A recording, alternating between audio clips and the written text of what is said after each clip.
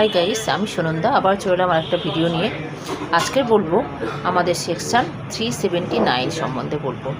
379-এ কী আছে? 379 হচ্ছে চুরি সেকশান। এই সেকশানটা চুরি যদি কেউ করে, সে বাড়ি ঘরদের মধ্যে কোনো জিনিসপত্র চুরি করে নিল, বা কারোর বাড়িতে হয়তো হঠাৎ চড়াও হলো, এরকম অনেক কেস থাকে যে হঠাৎ চড়াও হয়ে তার বাড়ির থেকে কিছু সোনা গয়না বা 10,000 টাকা বা 5,000 টাকা চুরি করে নিয়েছে।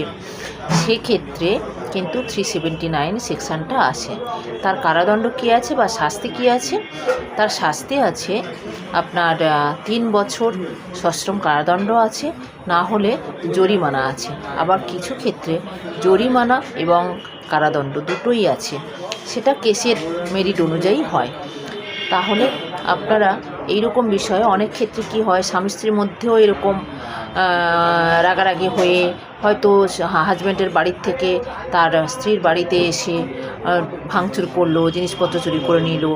আবার স্ত্রীর বাড়ির থেকে হাজব্যান্ডের বাড়িতে কোনো কারণে এসে তার ঘর দৌড়ের মধ্যে ভাঙাভাঙি করলো, চুরি করলো কিছু জিনিসপত্র। হয়তো যে মেয়েটির যে বাড়িতে কোনো মহিলা আছে তার কান থেকে কোনো জিনিসপত্র সোনা গহনা হয়তো নিয়ে নিল, সেক্ষেত্রে কিন্তু এই সেকশানটা আসবে।